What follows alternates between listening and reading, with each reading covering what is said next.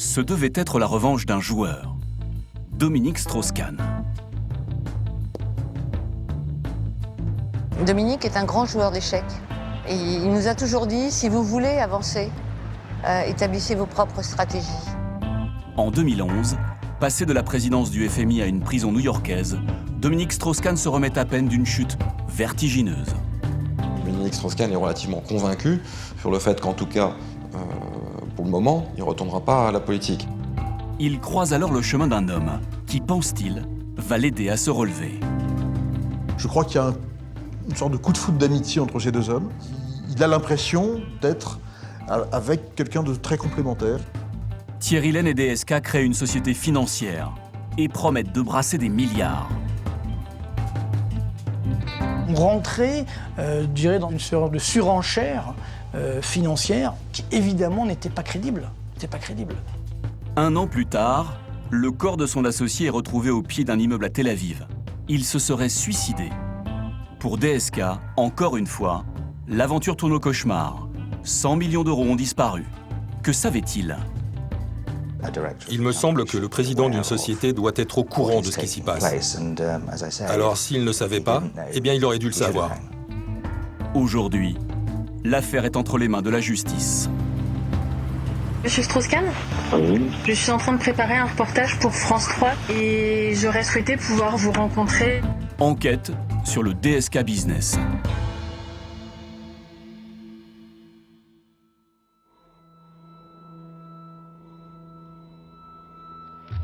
Monsieur Strauss-Kahn. Il était une fois DSK après l'affaire du Sofitel. Le 4 septembre 2011, Dominique Strauss-Kahn est de retour à Paris. Il vient d'être blanchi par la justice américaine des accusations de viol. Les poursuites au civil ont été abandonnées en échange d'une transaction financière. Michel Saban est l'une de ses amies les plus fidèles. Ils se connaissent depuis 30 ans. Elle l'a défendu jusqu'au bout. Comment vivre ou survivre après ça? Là, c'est vraiment une force de la nature. Petit à petit, il a repris sens à la vie, avec cette soif d'apprendre, de comprendre, d'avancer. Traqué par les paparazzi, DSK rejoint son domicile de la place des Vosges, où il vit à l'époque avec Anne Sinclair. Il offre le visage d'un homme soulagé. Karim Guelati est l'un de ses amis. D'après lui, DSK est décidé à changer de vie. Quand il revient de Washington, je pense que Dominique Strauss-Kahn est relativement convaincu sur le fait qu'en tout cas, pour le moment, il ne retournera pas à la politique. Donc de toute manière, ce n'est pas ses amis politiques dont il a besoin. Il a besoin d'amis, entre guillemets, ou de relations dans le business. En tant qu'ancien directeur du FMI, Dominique Strauss-Kahn se fait vite une place dans le petit monde des conférences internationales. Pékin, Marrakech, il est très demandé. Il vend sa prestation environ 150 000 euros. Countries, the poor countries, will lend to the Greeks, but they will lend plus a margin. Why plus a margin? Just because the Greeks has to pay for their sin. DSK sait que ce succès est éphémère. Il voit plus loin. C'est ce que nous confie Yves Deray. L'éditeur l'a défendu lors de l'affaire du Sofitel et s'est rapproché de lui. Le marché de la conférence, c'est bien, mais voilà, on ne peut pas non plus bâtir un avenir là-dessus. Le marché de la conférence, on est tout en haut, puis après on descend progressivement quand il y a de nouveaux anciens présidents qui arrivent sur le marché, etc. Donc il avait besoin, envie d'un vrai projet dans lequel s'engager. Dominique Strauss-Kahn aurait alors proposé ses services à de grandes banques françaises. Mais l'affaire du Carlton éclate et met un frein à ses nouvelles ambitions. À Lille, DSK est poursuivi pour proxénétisme aggravé. Michel Saban, sa fidèle amie, déjeune alors avec lui à l'Institut du monde arabe. L'homme accuse le coup. Il sort du Sofitel, il commence à faire quelques pas, sort le Carlton. Je me souviens d'une chose, il avait une sciatique. Et c'est vrai que c'est Ma première réaction, un peu une réaction c'est de lui dire, bah oui, c'est tout ce qui te retombe dessus, ta sciatique, c'est psychosomatique, tout ça. Là, pour le coup, trop, c'est trop. DSK n'a guère d'autre solution. Il veut lancer sa propre affaire. Il se met à la recherche d'un associé sur lequel s'appuyer.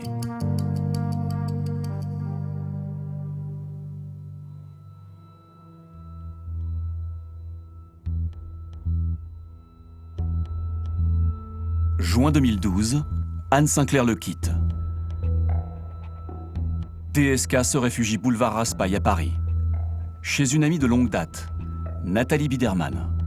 C'est une ancienne d'Euro RSCG, l'agence qui assurait la communication de Dominique Strauss-Kahn. Elle lui présente alors son compagnon, Thierry Lehne. D'emblée, il apprécie sa vivacité d'esprit. Je crois qu'il y a une sorte de coup de foudre d'amitié entre ces deux hommes.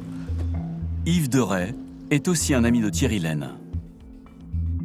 Ça se passe bien entre eux. Ils vous l'ont dit? Et donc, oui, tout à fait. Qui vous a dit quoi? Oh, Thierry Lehne m'a dit oui, que ça fitait tout de suite entre eux, quoi. Ils se sont tout de suite sentis à leur aise. Thierry Lehne a fait fortune dans la finance. Il a créé 15 ans auparavant l'une des premières sociétés de bourse en ligne qu'il aurait vendue 100 millions d'euros. À 33 ans, il touche le jackpot. Quand l'homme d'affaires fait la connaissance de Dominique Strauss-Kahn en 2012, il est à la tête d'Anatevka, une société basée au Luxembourg et bientôt cotée en bourse. Elle chapeaute 12 filiales, toutes domiciliées dans des pays au régime fiscal attractif.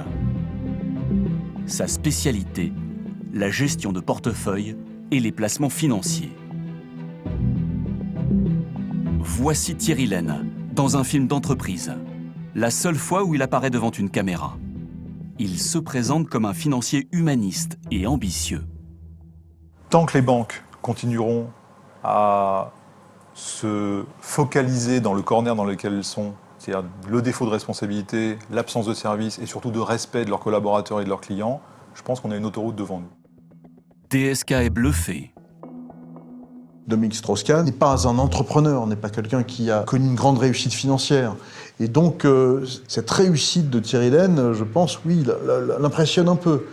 Il a l'impression d'être avec quelqu'un de très complémentaire, qui est capable de l'aider à faire cette réussite financière, qui peut-être ferait taire aussi tout le monde, hein, qui lui permettrait de démontrer que sa vie n'est pas un échec. DSK veut rebondir, vite. Dès leur rencontre, certains éléments auraient pu alerter l'ancien patron du FMI sur la personnalité de son nouvel ami. Dans le monde de la finance, il n'a pas très bonne réputation. Marc Toiti est un économiste spécialiste des marchés financiers. Il a été un des collaborateurs de Thierry Lehne entre 2010 et 2012. Quand il est arrivé, moi je le connaissais pas, et donc j'ai senti quelque chose de bizarre. Après ça c'est un ressenti, et c'est vrai que j'ai un peu interrogé autour de moi et je me suis rendu compte qu'il avait une réputation quand même assez délicate, quoi. On savait qu'à Genève il avait laissé pas mal de gens sur le carreau, en France aussi. Et en 2012, les sociétés de Thierry Lehne rencontrent toujours des difficultés. À Bruxelles, une dizaine d'investisseurs veulent récupérer leurs placements. Mais Thierry Lehne tarde à leur rendre leur argent. Il demande à Hervé Stoulmeyer, un gestionnaire belge indépendant, de démêler l'affaire. Très vite, il comprend qu'il y a un problème. On le sent à partir du moment où les premiers remboursements sont demandés et où, alors que les sommes ne sont pas très conséquentes, on parlait peut-être de quelques dizaines de milliers d'euros, il y a des difficultés pour effectuer ces remboursements. Tout de suite, il commence à dire oui, mais il faut attendre, il n'y a pas de raison pour rembourser. Donc, à ce moment-là, on commence tout doucement à se demander, tiens, mais pourquoi est-ce qu'il y a un problème? En tout, il y en a pour 15 millions d'euros. Hervé Stoulmeyer analyse alors les placements de ses clients. Pour faire fructifier leur argent, Thierry Lane aurait dû l'investir dans des sociétés qui rapportent. Sauf qu'il a placé une partie de l'argent dans ses propres sociétés. Nous avons contacté d'anciens salariés du groupe. Pour protéger leur carrière, ils ont choisi de témoigner de façon anonyme. Nous les appellerons Monsieur Rouge, Monsieur Vert, Madame Rose et Monsieur Orange. Ce dernier nous confirme que les placements financiers allaient en grande partie dans les sociétés de Thierry Lane. Certains portefeuilles étaient investis à plus de 80% produits groupe. Sans que les clients ne le sachent? Sans que les clients ne le sachent. C'est quelque chose de légal? Non, bien sûr que non. C'est illégal. Et pour pouvoir rembourser ses clients, Thierry Lane prend de plus en plus de risques. En fait, le seul moyen d'y arriver, c'est de toujours solliciter de nouveaux investisseurs, parce que c'est avec l'argent de ces nouveaux investisseurs que vous allez dédommager les premiers, ou rembourser les premiers. C'est ce que faisait Thierry Lane? Bah, à tout le moins, c'est ce qui semble être le cas, oui. C'est le système qu'on a connu avec Madoff. Ce système à la Madoff, grand arnaqueur de la finance, c'est celui de la pyramide de Ponzi. Un financier propose à des clients d'investir leur argent dans un placement au rendement soi-disant très attractif. En réalité, il garde l'argent pour lui, et pour payer les intérêts de ses clients, il attire de nouveaux investisseurs.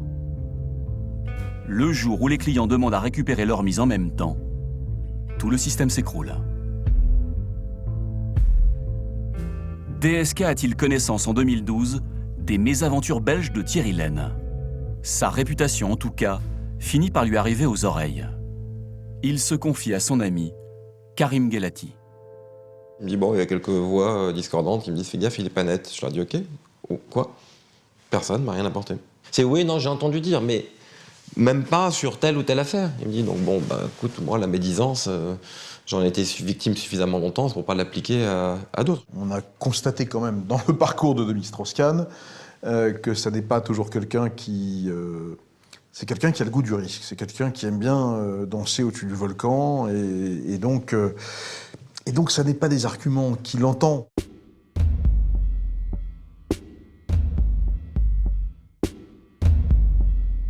DSK fonce. Sollicité par Thierry Lane, il s'envole pour l'Afrique. Leur première collaboration a pour décor le Sud-Soudan, un pays de 11 millions d'habitants, reconnu par l'ONU en 2011.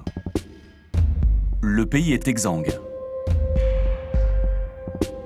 Il lui a fallu 22 ans de guerre civile pour obtenir son indépendance. Son économie repose en majorité sur le pétrole. Le 14 mai 2013, Thierry Lane et DSK atterrissent à Djouba, la capitale. Thierry Lane vient d'y créer une banque d'investissement avec des hommes d'affaires sud-soudanais, la National Credit Bank.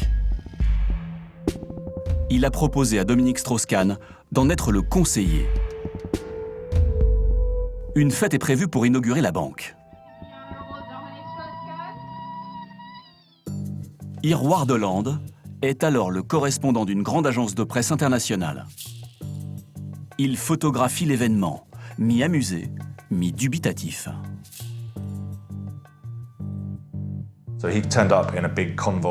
DSK est arrivé dans un convoi de gros 4x4 rutilants.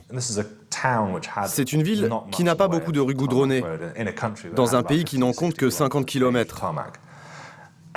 Alors imaginez un peu ce convoi impressionnant dans le soi-disant quartier des banques, qui en fait ne ressemble à rien.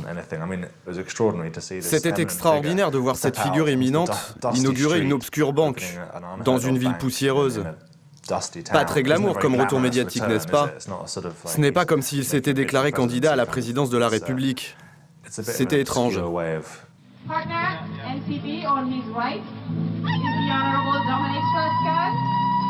L'ancien patron du FMI assure le spectacle.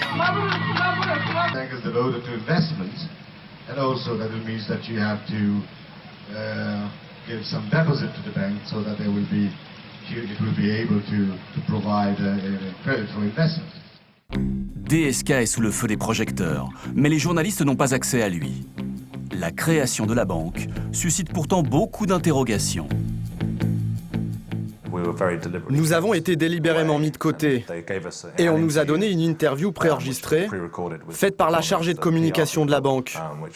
C'est une interview vide de sens et complaisante, qui ne pose aucune des questions indispensables.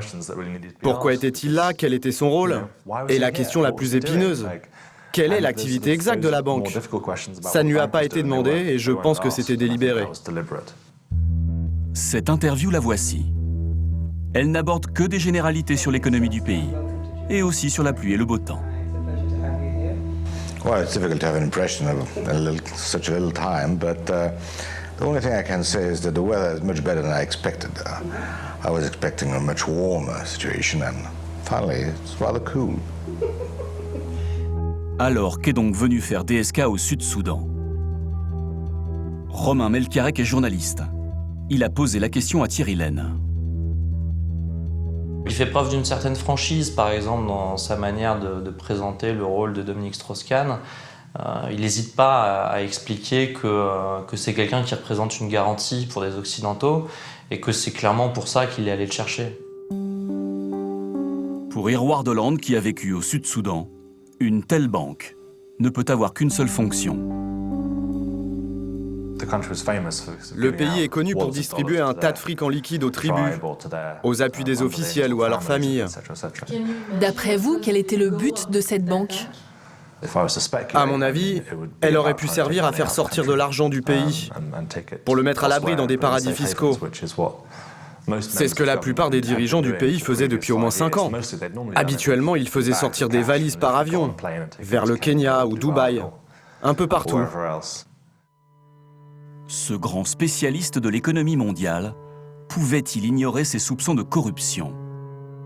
Ils ont été confirmés récemment par une institution qu'il connaît bien, le Fonds monétaire international. L'ouverture de nouvelles banques et de bureaux de change génère des risques, notamment de blanchiment d'argent et autres transactions illicites. En 2014, une ONG américaine a même qualifié le Sud-Soudan de plaque tournante du blanchiment d'argent. Et ce ne sont pas les 27 minutes d'interview de Dominique Strauss-Kahn qui nous éclaireront sur la question. Merci pour votre temps et vos lumières, Monsieur Strauss-Kahn. On ignore combien cette mission a rapporté aux deux hommes. Ce que l'on sait en revanche, c'est qu'elle est la pierre angulaire de leur association. De retour à Paris, Thierry Lenne s'en réjouit au micro d'une journaliste de France Inter. Il m'a accompagné à l'inauguration de cette banque il y a maintenant quelques mois et ça a été un vrai succès.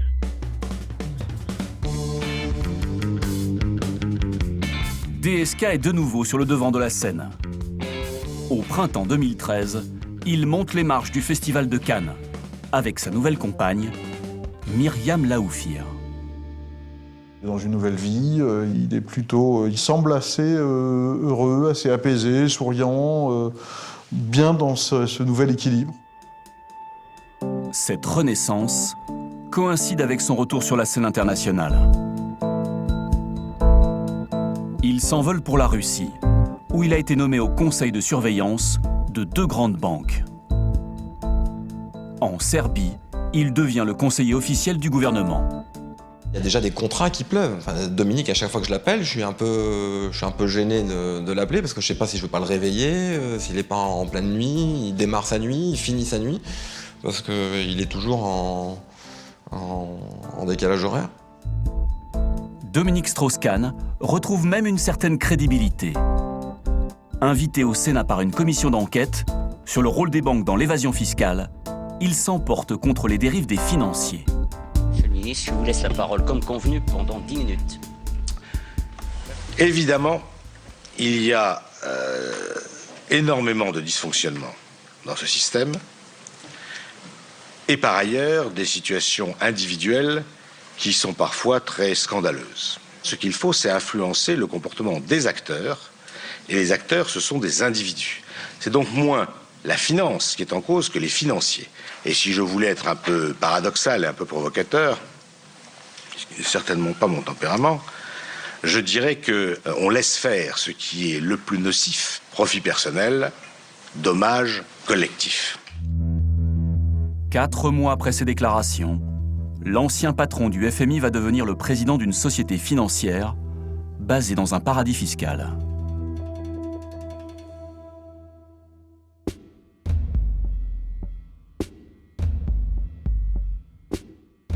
En octobre 2013, DSK s'associe officiellement à Thierry Lehne au Luxembourg. Il crée une société financière baptisée LSK, Lehne, Strauss-Kahn et Partners. Sur le site internet, les deux hommes posent côte à côte souriants. Un communiqué officiel est envoyé à la presse. Dominique Strauss-Kahn prend la tête de LSK pour développer une activité de banque d'affaires. L'ancien directeur général du FMI a accepté de prendre la présidence du conseil d'administration du groupe. L'organigramme du groupe de Thierry Lehne reste inchangé. Seul le nom de la maison mère est modifié. Dominique Strauss-Kahn préside désormais la holding et ses 12 filiales, toutes situées dans des paradis fiscaux ou des capitales à la fiscalité accommodante. Luxembourg, Monaco, Genève, Tel Aviv, Bruxelles. À la journaliste de France Inter, Thierry Lehne explique la répartition des rôles. Dominique Strauss-Kahn va présider le conseil d'administration, il est donc le chef d'orchestre. C'est un rôle clairement opérationnel, ce n'est pas du tout un rôle honorifique, il sera le patron de la banque d'affaires. Sur ce projet, certes, il est pleinement investi, mais ce n'est pas lui qui est la figure de proue, c'est quand même Thierry Lehne qui communique là-dessus dans la presse. Donc dans cette position-là, en revanche, d'imam caché derrière Thierry Lehne, de celui dont on peut imaginer qu'il est l'homme qui tire les ficelles, mais en même temps qui n'est pas exposé, qui n'est pas en première ligne, il est assez à son aise. À Luxembourg, dans le quartier des banques, Dominique Strauss-Kahn aura ses bureaux dans les locaux d'Asia, l'une des sociétés du groupe. 65 salariés travaillent derrière ses fenêtres. À Paris, au Petit Palais, le tout nouveau patron prend un café avec son ami Karim Guelati. Et là, il me dit, tiens, ça y est, il me donne sa nouvelle carte, ça y est, je me suis associé, Thierry Lehne. Thierry Lehne a une structure, il a une centaine de personnes qui travaillent. Sur ces 100 personnes, ça va de la secrétaire à l'expert en audit économique ou en audit financier. Donc Dominique, il a besoin de ça. Quand DSK arrive à la tête du groupe, tout le personnel se réjouit. C'est ce que nous confient les anciens salariés. Lorsque Dominique Strauss-Kahn est venu, je dirais, on a eu les médias du monde entier qui nous téléphonaient et nos concurrents qui nous enviaient, qui nous disaient qu'on avait de la chance d'avoir quelqu'un de cette envergure chez nous. Pour nous, c'était notre sauveur, une nouvelle image de marque. On était boostés. Vous y avez cru très fort? Absolument, absolument. Désormais associés, les deux hommes affichent une ambition sans limite. Créer au sein de LSK un fonds d'investissement réservé aux puissants de ce monde, le DSK Global Investment Fund. Leur objectif, lever près de 2 milliards d'euros en Chine, en Russie et en Amérique du Sud. Lors d'un dîner boulevard Raspail, Thierry Lehne s'enthousiasme auprès d'Yves Deray. Il m'avait dit que ça a démarré très fort, que beaucoup de gens avaient envie de suivre, de participer, qu'il y avait déjà beaucoup d'engagements et de promesses, etc., et que ça avait l'air de très bien se présenter. On se dit, tiens, Dominique Strauss-Kahn, quel rebond, cet homme est indestructible, quelle puissance, quelle force de frappe aussi. Le carnet d'adresse semble quand même assez intact, puisqu'il rencontre les grands de ce monde, donc tout ça semble assez bluffant quand même, je trouve. Hein, et en même temps, ces chiffres donnent un peu le tournis. La presse s'emballe. Le journal Le Monde s'exclame « Investissez DSK !» Et Thierry Lehne annonce « Déjà plusieurs centaines de millions de dollars collectés ». À la direction du fonds d'investissement, DSK place une personne de confiance, sa fille Vanessa. Pour VSD, la dynastie Strauss-Kahn est en marche. Dans le milieu de la finance, tout le monde ne croit pas à cette belle histoire. Mais la discrétion reste la règle d'or, et personne n'a souhaité s'exprimer. Sauf Marc Toiti, l'ancien collaborateur de Thierry Lenne. C'est vrai que lever 2 milliards d'euros en quelques mois, même pour un hedge fund très réputé, ça paraît très difficile à faire. Donc c'est vrai que c'est un petit peu le problème qu'on a, c'est qu'effectivement, on était dans une mégalomanie incroyable. Est-ce qu'on ne pouvait pas lever 2 milliards d'euros sur le seul nom de DSK? Est-ce que c'est pas un nom qui inspire confiance? Alors il faut bien comprendre que 2 milliards d'euros, c'est pas des petites sommes. Donc lever 2 milliards juste sur un nom, alors sachant qu'il était déjà, entre guillemets, grillé aux États-Unis, quasiment dans toute l'Europe, on va dire, occidentale. Donc effectivement, lever 2 milliards d'euros sur la Russie et sur une partie de l'Afrique, pourquoi pas? On rentrait, je dirais, dans une sorte de surenchère financière qui, évidemment, n'était pas crédible.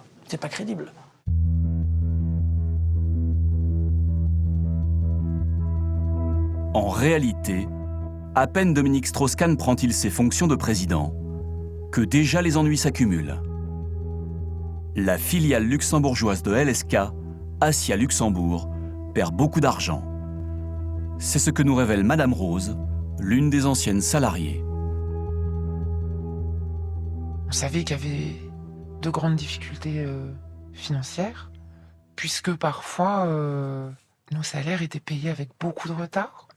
On dépassait la limite légale, qui est le dernier jour du mois, si je ne me trompe pas. On dépassait bien ces délais-là. Les salaires sont en retard. Et les autorités luxembourgeoises commencent à poser des questions. Alors que DSK vient à peine d'être nommé président, le gendarme financier du Luxembourg, la CSSF, annonce sa venue pour une inspection. Chez les salariés, c'est la panique. Ils savent que les dossiers clients ne sont pas en règle. On la prépare beaucoup, en fait, cette venue. Parce que on se dit que si la CSSF arrive et vient contrôler ce qui est en état, ça va simplement être catastrophique. La réglementation impose quand même, lorsqu'on a un client et qu'on est professionnel du secteur financier, que l'on dispose de certaines informations sur le client. Qui est-il? Que fait-il? D'où vient l'argent placé? Qui permettent en plus de s'assurer de l'origine des fonds pour tout ce qui est lutte anti-blanchiment d'argent. Et à cette époque-là, les dossiers clients ne sont pas forcément complets. Et c'est bien là le problème. Le gendarme de la finance somme LSK d'être plus transparent sur l'origine des fonds de ses clients. 6 mois plus tard, nouvelle inspection. Cette fois, il faut donner le détail des portefeuilles clients à l'équipe d'inspecteurs.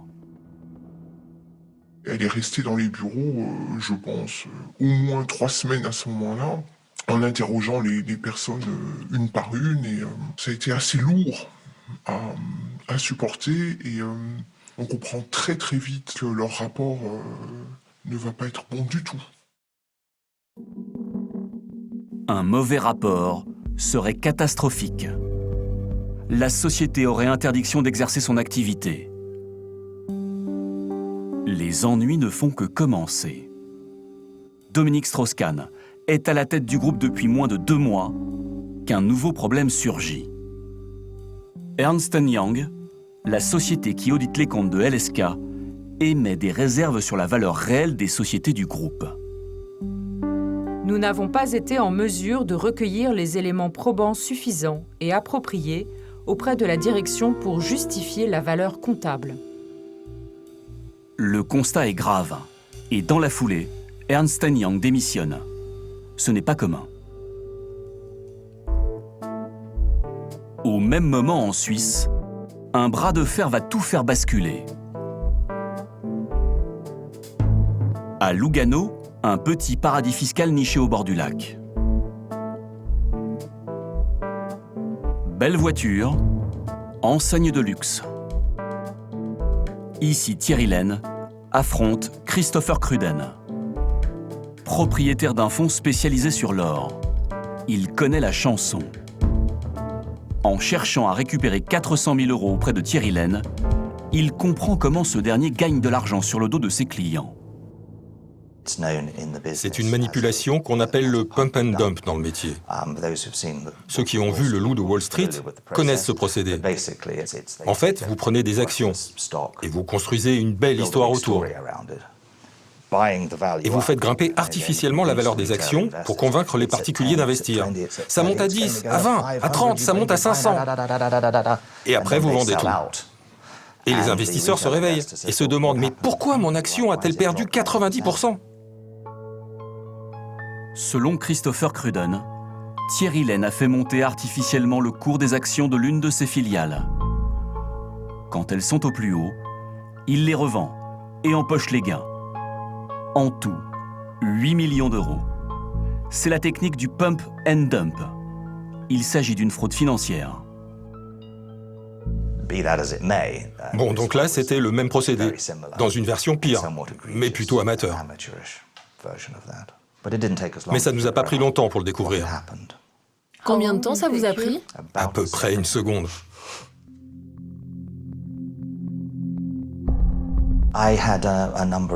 J'ai eu un certain nombre de conversations, comment dire, agressives avec M. Lane. Que lui avez-vous dit? Rendez-moi mon argent. Dans des termes moins courtois. Il était grandiloquent et arrogant, car il continuait de penser qu'il pourrait peut-être s'en sortir comme ça. Il m'a expliqué qu'il restructurait, etc., etc. Je lui ai dit, ne vous fatiguez pas. Avez-vous l'argent pour me rembourser? Parce que sinon, ça veut dire que vous êtes insolvable. Êtes-vous insolvable? Thierry Lane finit par rembourser les 400 000 euros. Cher Monsieur Cruden, nous exécuterons le remboursement le 24 février 2014, au plus tard. Mais Christopher Cruden n'en reste pas là. Alors que DSK est président depuis 6 mois, le Britannique alerte via des courriers l'autorité de contrôle luxembourgeoise et Euronext, la bourse européenne. À Paris, Euronext a le devoir de signaler les activités frauduleuses et peut suspendre une cotation. Pourtant, dans cette affaire, elle n'a rien fait et nous répond. Euronext, en tant qu'opérateur de marché, n'a pas vocation à commenter le parcours des sociétés. Quant aux financiers britanniques, ils s'interrogent sur la responsabilité de DSK. Il me semble que le président d'une société doit être au courant de ce qui s'y passe. Alors, s'il ne savait pas, eh bien, il aurait dû le savoir. C'est mon opinion, et je suppose que c'est celle d'une majorité de gens dans le monde des affaires.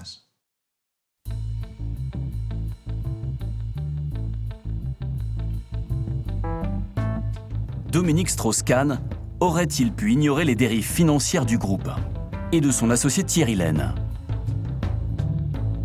Il suffit pourtant de consulter le bilan annuel 2013 que nous nous sommes procurés. Pour une analyse en toute neutralité, nous avons dissimulé le nom de LSK ainsi que ceux de Lane et Strauss-Kahn. Nous avons confié ce document de 40 pages à François Duval, un commissaire aux comptes spécialisé dans la lutte contre la fraude. On constate quand même une perte récurrente du groupe. 2012, 17 millions, 2013, 12 millions. Alors, il va falloir tôt ou tard qu'il se passe quelque chose. Ou ça continue, ou ça décroche. Pourquoi ces pertes? Il faudra au commissaire aux comptes une petite heure pour trouver l'explication. Mais vous apercevez qu'il y a de très très grosses dépréciations. Mais alors fabuleuses.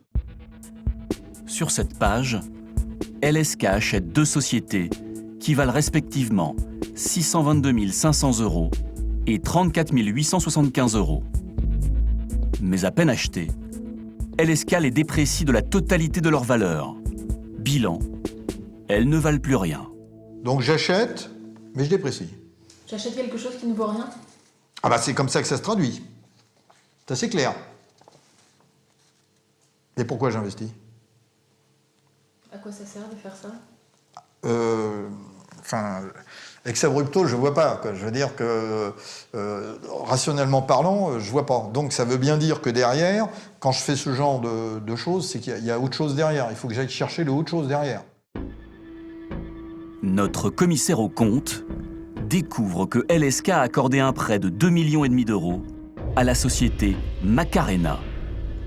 Mais ce prêt est déprécié, c'est-à-dire effacé par LSK. Tout cet investissement, c'est zéro pointé. Ça vaut plus rien. J'ai quand même sorti 2 500 000 là. Pas de coucher. Donc il y a un souci, quoi. Il y a quelqu'un qui n'a pas été perdant dans cette affaire. Donc allons chercher celui qui a gagné au virage. Le gagnant, c'est celui qui a vendu la société à LSK. Ce n'est autre que Thierry Lehne. On vous propose de devenir actionnaire et d'être nommé au conseil d'administration de cette société. Vous y allez? Non, j'y vais pas. Pourquoi? Je serai... Alors, je vais vous répondre par une pirouette, je ne serai même pas le commissaire aux comptes de cette affaire-là.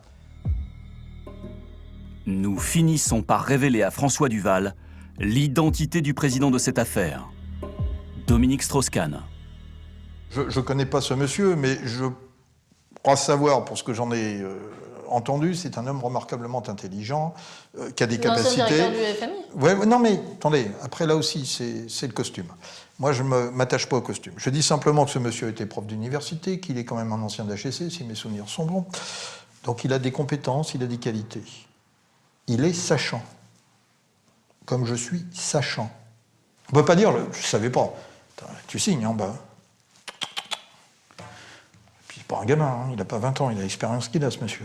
Donc non.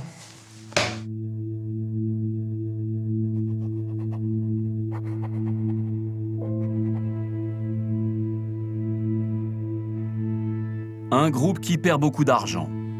Des sociétés qui ne valent plus rien. Thierry Lehne aurait-il siphonné les comptes du groupe LSK à son profit? Où est passé l'argent? Nous avons cherché des éléments de réponse dans son train de vie.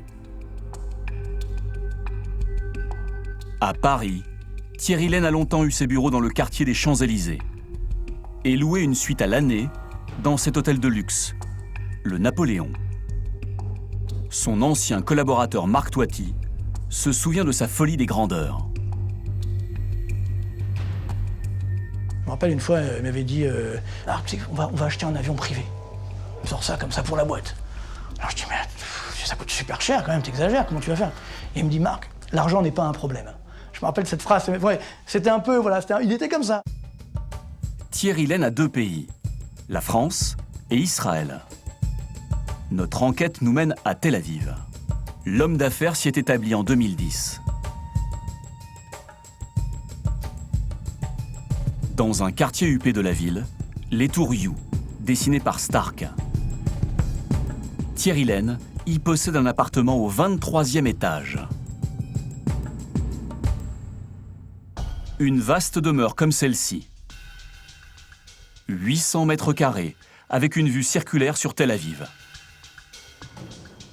D'une valeur de 8 millions d'euros, c'est l'un des appartements les plus chers de la ville. Thierry Lehne aime le faste. Nous avons cherché à rencontrer ses proches sur place. Un seul a accepté de nous répondre. Il a souhaité rester anonyme.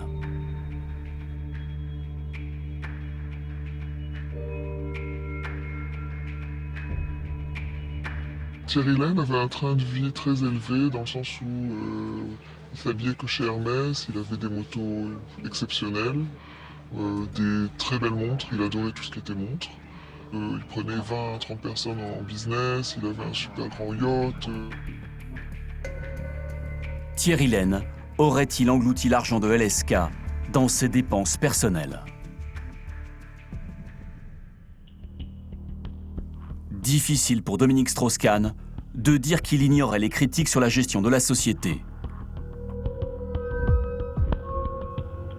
À l'été 2014, 8 mois après sa nomination à la tête de LSK, il donne une conférence à la Chambre de commerce. Thierry Lehne est dans le public. Au même moment, Les deux hommes auraient rendu visite en toute discrétion à l'autorité financière du Luxembourg. Leur objectif, obtenir la licence de banque d'affaires. Contrairement à ce qu'ils avaient annoncé lors du lancement de LSK, ils ne l'ont toujours pas. Un rendez-vous que nous confirme un des salariés de LSK, Monsieur Orange. Dominique Strauss-Kahn, Thierry Lehne sont rendus à la CSSF plusieurs reprises. Maintenant, la suite réservée à leur visite était connue de très très peu de monde. Véronique Poujol est journaliste, spécialisée dans la finance au Luxembourg. Elle nous confirme que DSK a bien participé à cette réunion. Thierry Lehne, DSK ont eu des rencontres ou une rencontre en tout cas avec les dirigeants de la CSSF. Ils voulaient la licence bancaire qui ensuite permet quand même de faire un peu le globe-trotter dans l'Union européenne. Leur intention était d'utiliser évidemment la réputation de DSK en décrochant une licence, qu'ils n'ont pas eu d'ailleurs. LSK ne sera jamais une banque d'affaires, contrairement à ce qu'ils ont toujours annoncé. C'est l'aboutissement d'une longue série de dysfonctionnements.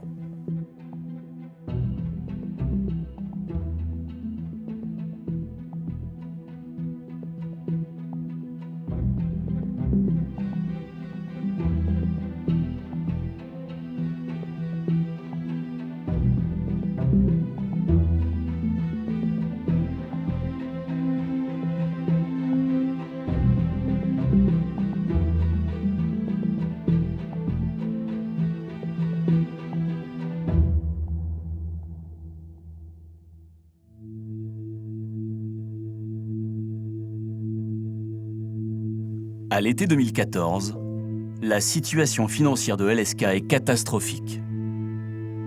Pourtant, les deux associés vont démarcher de nouveaux actionnaires. À Marseille, nous avons retrouvé un couple de retraités qui a tout misé et tout perdu. Alain Urbach est un ancien ingénieur, handicapé depuis un accident il y a 8 ans. Avec sa femme Sylvie, c'est la première fois qu'ils témoignent devant une caméra. Ils ont choisi de ne pas montrer leur visage. Tous deux ont fait la connaissance de Thierry Lehne lors d'une exposition. Quelques années plus tôt, j'avais eu un assez grave accident et je tenais pas sur mes jambes, etc. Donc, sans rentrer dans le détail, et il a énormément pris des informations sur mon état de santé. Il me téléphonait, comment ça va, il téléphonait à mon épouse, comment ça va. C'est un personnage qui nous semblait très sympathique, très avenant.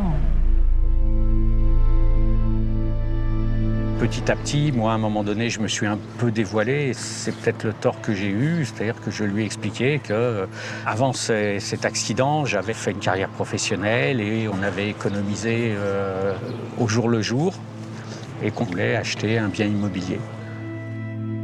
Les économies du couple s'élèvent à 1 140 000 €. Thierry Lehne leur propose d'entrer au capital de LSK. Il va même leur mentir en assurant qu'il s'agit d'une banque d'affaires. On nous parle d'une banque d'affaires, on nous dit voilà ce qu'il en est, voilà qui est la tête, voilà les éléments. DSK, Euronext, coté sur la place de Paris, qui avait l'éloge de tous les journaux. Et j'ai eu plusieurs contacts avec des administrateurs du conseil d'administration.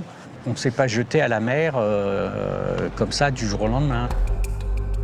Une conversation téléphonique achève de les convaincre.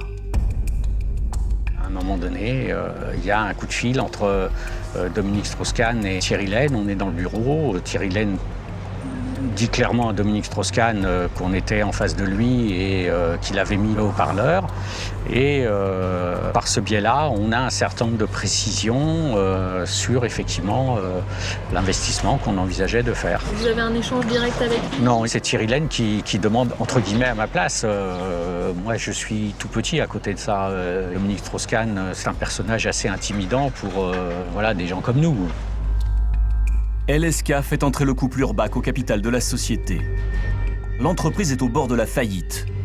Le couple va y perdre toutes ses économies.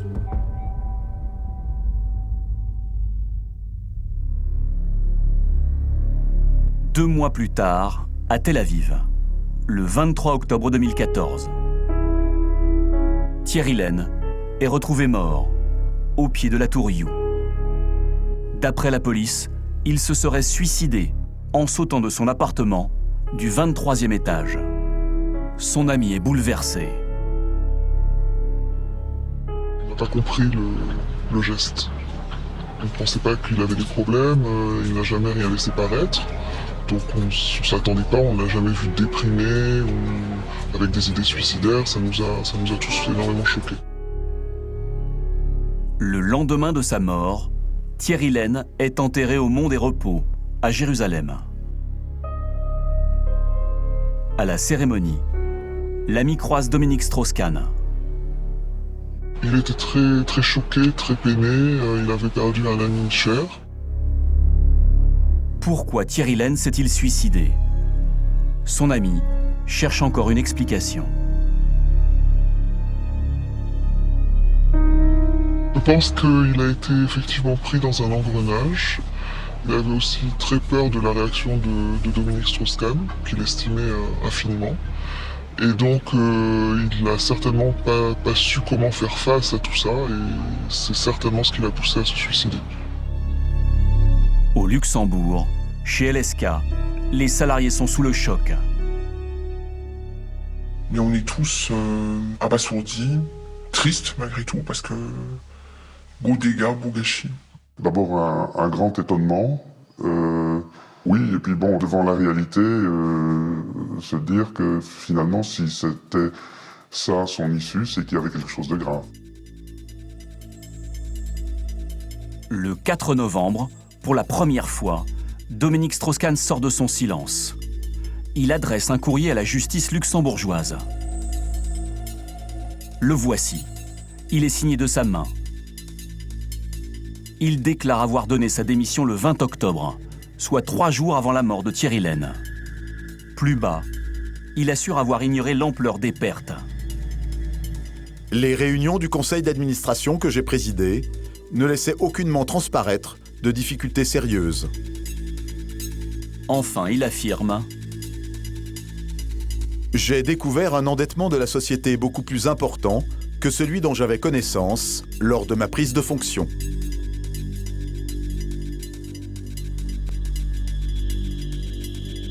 Le 7 novembre 2014, LSK est déclaré en faillite. La presse dévoile l'ampleur du désastre. 100 millions d'euros se sont volatilisés.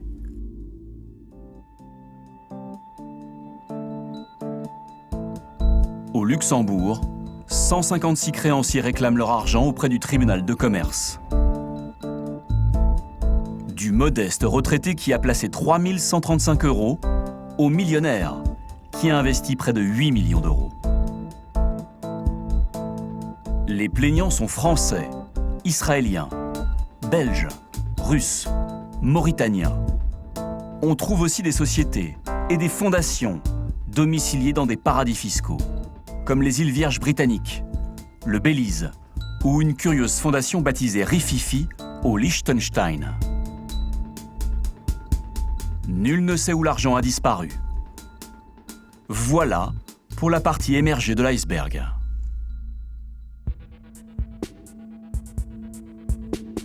Il existe de nombreuses zones d'ombre. À Luxembourg, quelques jours seulement après le décès de Thierry Lehn, des hommes se présentent chez LSK. Ce salarié en a été le témoin. Plusieurs personnes venant de Russie, au pays proche, avaient fait affaire avec Thierry Lehn. Ces personnes sont venues, après la mort de Thierry Lehn, réclamer leur dû ou les investissements qu'ils avaient faits, très souvent en direct avec lui. On n'avait pas de traces dans les comptes directement. C'était des grosses sommes? J'ai entendu plusieurs fois parler de 500 000 € ou 1 million d'euros, voire plus, ou 2-3 millions d'euros. On parle de blanchiment d'argent. Est-ce que vous pensez que c'est quelque chose qui a eu lieu chez LSK? Clairement oui. Des soupçons qui prennent une autre ampleur depuis l'affaire des Panama Papers. Dans cet article publié par le journal Le Monde, on apprend que le groupe LSK a ouvert pour ses clients 31 sociétés dans des paradis fiscaux, avant et pendant la présidence de Dominique Strauss-Kahn. Des circuits financiers opaques pour des clients sulfureux. Marc Toiti se rappelle un épisode dans le bureau de Thierry Lehne. Par hasard, j'ai vu effectivement une personne bizarre dans son bureau un jour qui a voulu me présenter. Donc un mec très extravagant, bref, donc je ne connaissais pas cette personne qui a priori est en train de signer des papiers avec Thierry, etc. J'ai fait une recherche sur internet ensuite pour voir qui c'était et là je me suis dit je ne pouvais pas rester, quoi. Cet homme, c'est Marco Mouli. Voici l'une des rares photos du personnage. Il possède un appartement avenue Georges Mandel, près du Trocadéro, l'un des quartiers les plus chers de Paris. À l'époque, il vient d'être mis en examen pour escroquerie dans l'affaire de la taxe carbone, dite l'arnaque du siècle. En enquêtant sur sa fortune cachée, la justice découvre que Marco Mouli a octroyé un prêt de 4 millions d'euros à Thierry Lehne. Pourrait-il s'agir d'une opération de blanchiment d'argent? La justice le dira peut-être.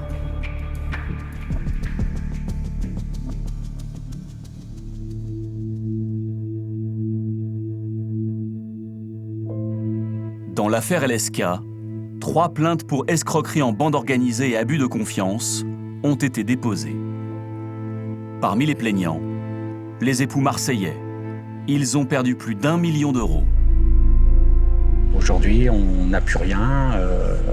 On vit tout simplement avec ma petite pension. J'ai 3 enfants à charge. Voilà, aujourd'hui, on n'a plus rien. Dans leur plainte, ils visent les administrateurs du groupe LSK et son président, Dominique Strauss-Kahn. Qu'est-ce qu'il va dire? Il va dire « je savais pas ». Et « je savais pas », ça veut dire quoi? Ça veut dire qu'il ne s'est pas renseigné avant? Qu'il n'a pas regardé les comptes? Il devient président d'une entreprise sans regarder les comptes? Non, je peux pas. Non, ils savaient. Les administrateurs savaient. Ils ont caché. Donc ils ont monté un certain nombre de choses pour cacher le fait que LSK est en faillite. C'est plus que tromper. C'est plus que tromper. C'est-à-dire c'est du vol manifeste.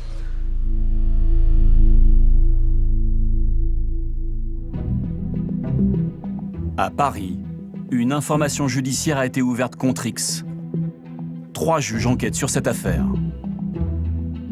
Entre leurs mains, ces procès-verbaux de conseil d'administration qui valident l'entrée au capital des Urbach et des autres plaignants.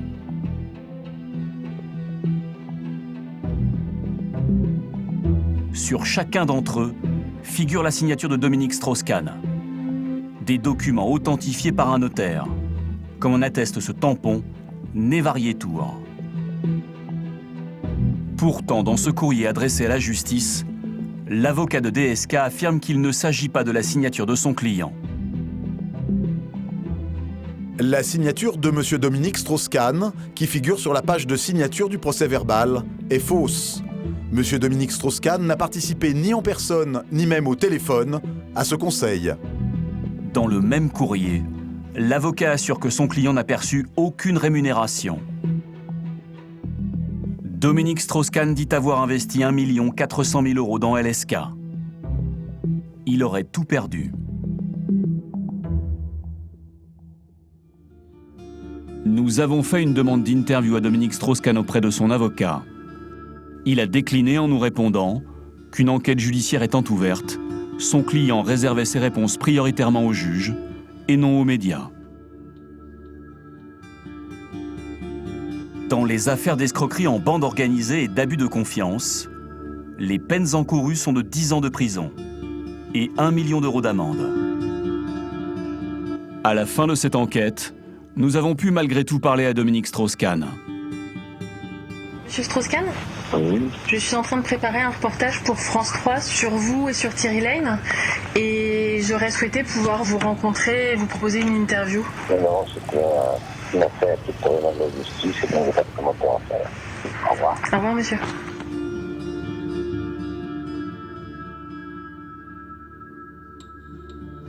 Un jour, il a dit à la télévision qu'il avait perdu définitivement cette légèreté qu'il caractérise, mais au fond, cette légèreté, elle est consubstantielle à sa personnalité, quoi. Il est comme ça. Il y a un moment donné où il faut quand même apprendre de la vie, quoi. Voilà. Et lui, on a l'impression qu'il n'apprend pas, quoi. Reste à la justice à définir le rôle de Dominique Strauss-Kahn dans cette affaire.